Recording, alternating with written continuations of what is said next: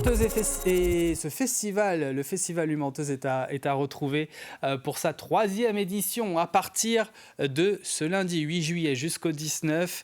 Les échanges et les croisements entre le monde du théâtre amateur, la galaxie du théâtre professionnel et les étoiles, les artistes de demain sortant des écoles de théâtre vont constituer donc le nouveau socle de ce festival donc qui va avoir lieu lundi. Nous en parlons avec son directeur artistique, Laurent Bretom. Bonjour. Bonjour. Et bienvenue sur le plateau de la matinale. Nous sommes à quelques jours de l'événement. On en est où là? Comment ça se passe au niveau peut-être des inscriptions? On a hâte que ça commence? Ouais, d'abord, on a hâte que ça commence. Au niveau des inscriptions, on est full. Il y a un engouement de dingue sur le festival. On l'avait déjà vu dès la 2e édition, puisqu'on a été un festival qui a été à 110% de jauge. C'est-à-dire qu'on ne pouvait pas faire mieux. On poussait les murs pour essayer d'accueillir tout le monde. Il faut savoir que quand ce festival a été créé la première année, on a tout de suite amené une singularité nationale. Je ne sais pas si les Vendéens et les Vendéennes en ont bien conscience. C'est que c'est le seul festival en France qui fait se rencontrer les publics amateurs, professionnels et les élèves sortant d'école. Ça existe nulle part ailleurs, ça c'est le premier point. Le deuxième point, c'est que c'est le seul festival de théâtre en France qui propose la gratuité pour les amateurs et les amatrices. Par exemple, vous venez dans n'importe où ailleurs en France, je ne vais pas citer les noms des autres festivals, même si c'est des amis, mais vous avez un stage de 10 jours où vous travaillez avec des professionnels, vous créez un spectacle, c'est 500, 600 euros. Nous, c'est gratuit. Et puis, c'est le seul festival en France où, chaque année, quand il y a une école qui est programmée, les élèves sortant d'école sont rémunérés. On est les seuls à proposer ça. Et on a été un peu débordé par l'engouement qu'il y a eu les 2 premières années. Donc là, on a essayé de ne pas être débordé.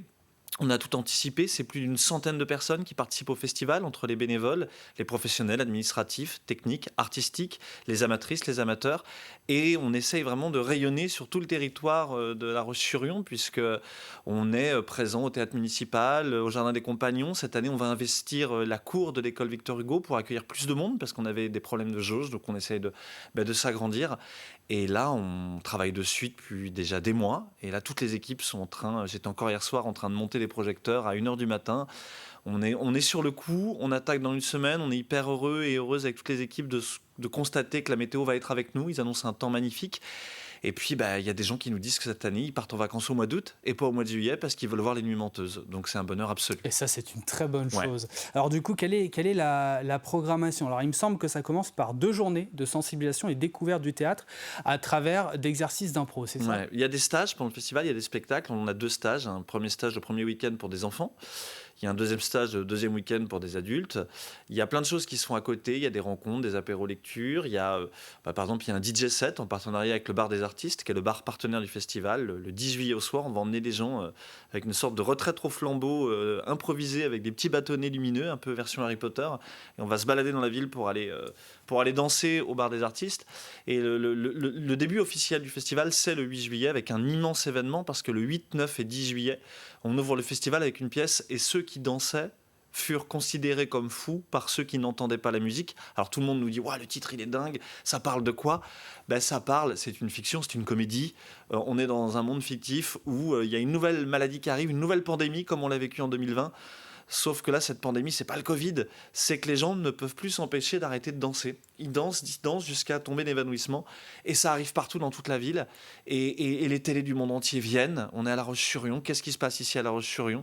Et le ministre se déplace. Et on est obligé de faire appel au plus grand médecin du monde, en tous les cas au plus grand médecin historique. Ils appellent Georges Clooney de la série Urgence qui va venir régler tout ça.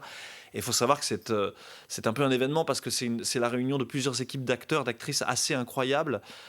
Et entre autres, pour celles et ceux qui ne les ont jamais vus parce qu'ils n'ont jamais joué ici en Vendée, c'est l'équipe d'acteurs et d'actrices de Thomas Joly qui se déplace aussi, avec des grandes figures aussi comme Philippe Cyr, que les gens connaissent à La Roche-sur-Yon.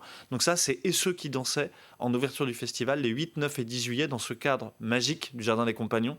À chaque fois qu'il y a des gens qui viennent pour la première fois au Jardin des Compagnons, ils nous disent mais c'est magique, c'est sublime, on a la lune qui est au-dessus de nous. Justement, qu'est-ce qui fait que ça fonctionne alors? Comment on l'explique ça? Bah, Quels ingrédients on met? Dans les ingrédients qu'on met, il y a la qualité, je crois, de ce qu'on met, parce qu'il y a beaucoup de gens qui nous disent que la qualité des spectacles présentés est toujours au rendez-vous avec le menteur volontaire, avec ce qu'on programme, avec ce qu'on accompagne. Il y a une politique tarifaire aussi adaptée. Il faut savoir que ce festival, on dit un immense merci, on ne dira jamais assez publiquement à quel point on doit dire merci à la ville, La Roche Agglomération, au département de la Vendée, à la direction des affaires culturelles, c'est-à-dire le ministère de la Culture, qui sont nos 3 partenaires qui financent ce festival, en plus d'autres partenaires qui nous accompagnent, des associations comme Graines d'Idées, des restaurants comme la Soupe aux Cailloux. Enfin, on travaille avec beaucoup de monde sur le territoire, le bar des artistes, on vous en parlait.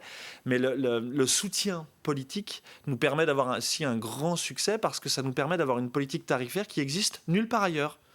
C'est 8 euros. C'est moins cher qu'au cinéma. Et tarif réduit, c'est 5 euros. Encore une fois, au même titre que la gratuité pour les pratiques en amateur ou en amatrice, les gens nous disent mais comment vous faites ? Quasiment, la moitié des spectacles sont gratuits. Ceux qui ne sont pas gratuits sont moins chers que le cinéma. Et bien là, je dis merci au département de la Vendée, à la ville de La Roche-sur-Yon et au ministère de la Culture qui, par les financements qu'ils donnent au festival, nous permettent de proposer cette gratuité ou cette quasi-gratuité à toutes et à tous. Et quoi de plus magique, c'est ce qui fait le succès du festival, que de venir voir du théâtre à 21h sous le soleil qui se couche et l'arrivée de la lune et des étoiles dans un cadre magique où on offre toujours la brioche à la fin du spectacle et on offre le verre de l'amitié. Un mot des participants également. Comment sont-ils choisis? Alors, on a des amateurs, des professionnels. Vous les contactez, ils vous contactent. Comment ça se passe? Ouais, la chance que j'ai, moi, c'est qu'en tant qu'artiste, j'ai la chance, comme on dit, d'avoir un carnet d'adresses. Donc, on a des professionnels invités qui sont de grands talents. Rien qu'un exemple.